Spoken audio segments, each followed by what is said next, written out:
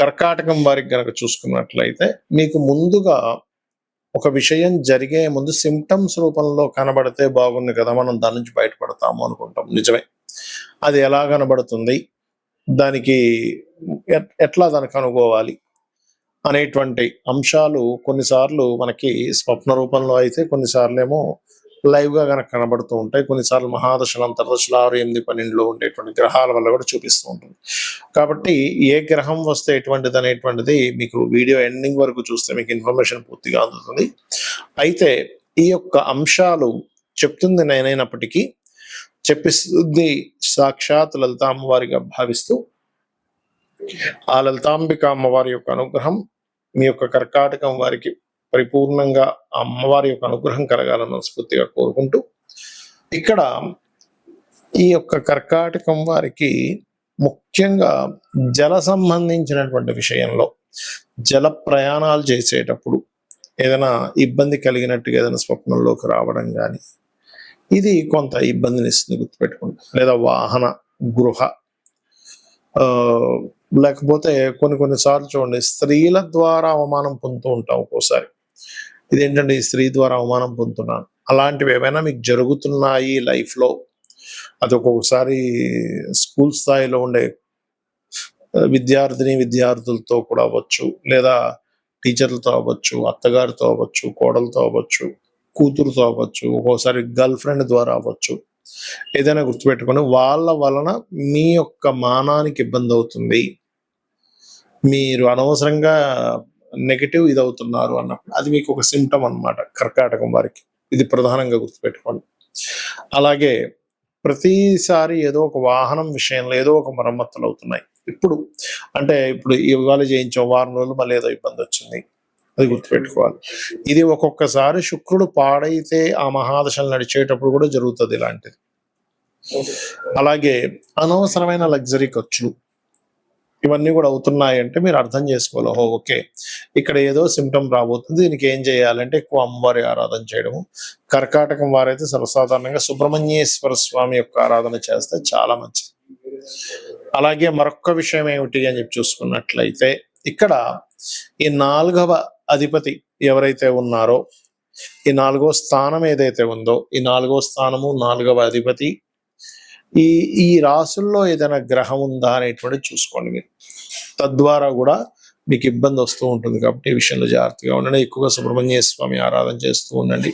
ఎక్కువగా ఈ చంద్రుడు మీ యొక్క లగ్నాధిపతి అవుతున్నాడు కాబట్టి మీరు మనసు మీద తీసుకోకండి ఎక్కువగా, ఎందుకంటే మైండ్ కారకుడైన చంద్రుడు అయ్యాడు కాబట్టి దాన్నే తదేకంగా మనం ధ్యానిస్తూ ఉంటా, అది ఇంకా కాస్త ఎక్కువ అవుతూ ఉంటుంది.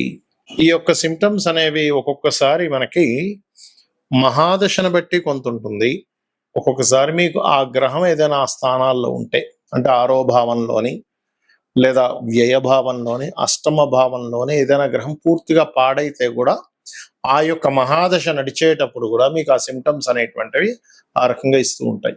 అందులో ఒక్కొక్క గ్రహాన్ని కనుక మనం తీసుకున్నట్లయితే, రవి మీకు స్పాయిల్ అయ్యాడు, అది మీది ఏ లగ్నమైనా కానీ, మేషం నుంచి మీనం వరకు ఎనీ లగ్న సూర్య భగవానుడు 6లో ఉండి పాడయ్యాడు అనుకోండి, అప్పుడు మీకు ఏంటంటే గవర్నమెంట్ వ్యక్తులతోని, తండ్రి లేదా తండ్రి తరపు వారితో గొడవలు అవుతూ దాని సిమ్టమ్ చూపిస్తూ ఉంటుంది.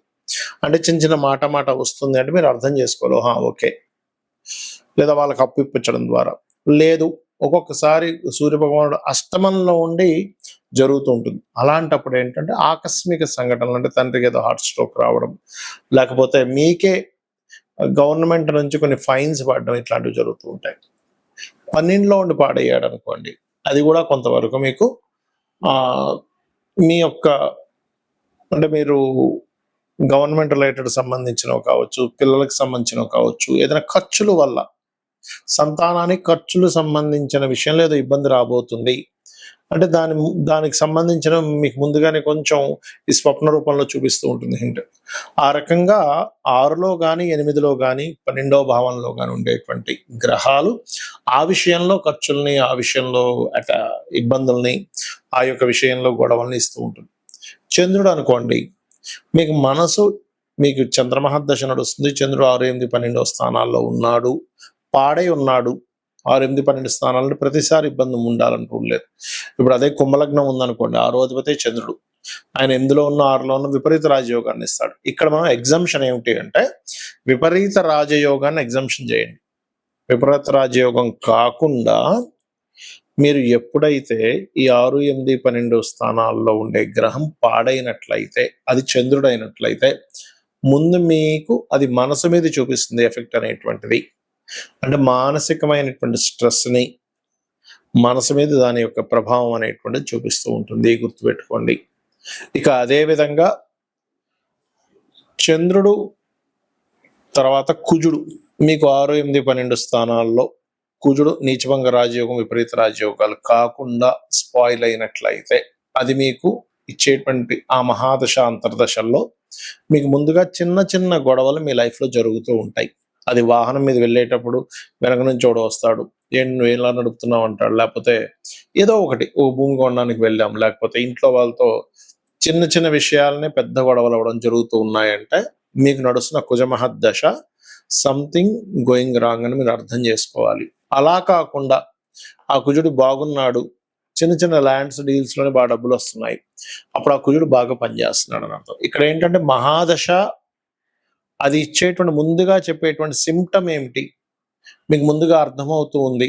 ఓకే, ఇలా జరుగుతుంది కాబట్టి నాకు ఇలా జరగనున్నాయి, ఇలాంటివి వస్తున్నాయి. అందుకే చూడండి, ఎవరికైనా రాహుకేతులు మహాదశలు నడిచేటప్పుడు ఎక్కువగా వాళ్ళకి సర్పాలు కనబడడం, సర్పాలు స్వప్నంలోకి రావడం జరుగుతూ ఉంటుంది. అది మంచిగా ఉన్నాయనుకోండి రాహుకేతులు, వాళ్ళకి పాజిటివ్గా ఇస్తూ ఉంటుంది ఆ రిజల్ట్స్. అలా కాకుండా స్వప్నంలో పాము చుట్టేసినట్టుగా వస్తే రాహుకేతుల యొక్క ప్రభావం బాలేదని అర్థం. ఆ రకంగా బుధుడు గనక మీ జన్మజాతకంలో స్పాయిల్ అయి ఆ యొక్క మహాదశలు అంతర్దశలు నడిచేటప్పుడు అక్కడ కలిగేటువంటి ఫలితాలు ఏమిటంటే బంధువర్గంతోని లేదా మీరు ఏదైనా ఒక కమ్యూనికేట్ చేస్తున్నారు, ఎవరితోనైనా మాట్లాడుతున్నారు, లేదా ఏదైనా దస్తావేజుల విషయంలో అగ్రిమెంట్స్ విషయంలో మీకు తెలుస్తూ ఉంటుంది ఆ యొక్క తప్పిదాలు. అంటే ఎలా అంటే అగ్రిమెంట్లో ఏదో మిస్టేక్స్ ఉన్నాయి, లేదా అగ్రిమెంట్ రాద్దాం అనుకునే టైంకి పెన్ను రాయకపోవడం, పెన్ను కనబడకపోవడం, లేకపోతే మనం ఒకటి చెప్తే వాళ్ళు ఇంకొకటి టైప్ చేయడం, ఇవన్నీ కూడా అగ్రిమెంట్ రూపంలో ఇస్తూ ఉంటుంది ప్రభావం అనేటువంటిది. ఆ రకంగా మనకి గురుగ్రహం గనక మీకు 6, 8, 12 స్థానాల్లో పాడైతే గనక మీకు గురువుల నుంచి వచ్చేటువంటి కొన్ని ఏవైతే ఉంటాయో అవి మీకు అంటే వాళ్ళతో గొడవలు అవ్వడం కానీ, లేదా వాళ్ళ యొక్క ఆరోగ్య పరిస్థితి బాగోకపోవడం కానీ, ఆ రకంగా ఏదైనా దత్తక్షేత్రాలు వెళ్దామంటే ఏదో ఆటంకం రావడం కానీ, ఇవన్నీ కూడా ఏంటంటే మీకు గురుగ్రహం ఈ యొక్క మహాదశలు అంతర్దశలు మీకు బాగుండట్లేదని సిమ్టమ్ ఇస్తుందన్నమాట. అది శుక్రుడు స్త్రీలకి, వివాహానికి, లగ్జరీ లైఫ్కి, వాహనాలకి, గృహాలకు కారకుడు. ఈ శుక్రుడి యొక్క మహాదశ చాలా మంది వచ్చినప్పుడు ఏమనుకుంటారంటే నాకేంటంటే శుక్ర మహాదశ వచ్చిందంటారు. కానీ అది గనక బాగుందా బాగోలేదా మీకు సిమ్టమ్స్ ఎలా తెలియాలి? మీరు స్త్రీలతో అనవసరమైన గొడవలు అవుతున్నాయి, శుక్రుడు ఎక్కడో స్పాయిల్ అయ్యాడు, స్త్రీల ద్వారానే అనుకూలత, స్త్రీల ద్వారానే బాగా కలిసి వస్తుంది, శుక్రుడు బాగున్నాడు, శుక్ర మహాదశ బాగుంటుంది అని అర్థం. శని రోగానికి కారకుడు. మీకు స్వప్నంలో కానీ లేదా బయట మీ యొక్క స్థితిగతుల్లో కొంచెం హెల్త్ పరంగా ఇబ్బంది ఉంది అంటే ఖచ్చితంగా మీకు అది రోగానికి దారి తీయనుంది అని అర్థం చేసుకోగలగాలి. కాబట్టి ఈ రోగకారకుడు, రోగానికి ఈ యొక్క సిమ్టమ్ ఏదైతే ఉందో ఇవన్నీ కూడా ఎఫెక్ట్ ఇస్తూ ఉంటాయి. కాబట్టి ఈ గ్రహాలు ఏవైతే ఉన్నాయో మనకి కుమ్మం నుంచి మన మేషం నుంచి మీనం వరకు మీకు నడుస్తున్న మహాదశలు మీకు శుక్ర సంబంధించినటువంటి ఏవైనా, ఇప్పుడు చూడండి ఇందాక మనం అనుకున్నాం శుక్రుడు కనుక బాగోపోతే స్త్రీలతో అని, అది ముఖ్యంగా వివాహ సమయంలో అబ్జర్వ్ చేయాలి. అది అంటే వివాహం అనుకుంటున్నాము కానీ ఎప్పుడు ఏదో ఒక శుభకార్యాలకు సంబంధించినటువంటి విషయాలకు వెళ్తుంటే ఎక్కడో ఆటంకం కలుగుతుంది అంటే మీరు అక్కడ ఆ శుభకార్యం చేయించుకోవాలనుకునే విషయంలో ఏదో దోషం ఉంది అని మీరు అర్థం చేసుకోవాలి. అయితే ఎన్ని దోషాలున్నా ఏమున్నా కానీ మీరు గనక నిత్యము లలితా సహస్రనామాలను గనక శ్రవణము లేదా పఠనం చేసినట్లయితే 100% బాగుంటుంది. శ్రీమాత్రే నమః.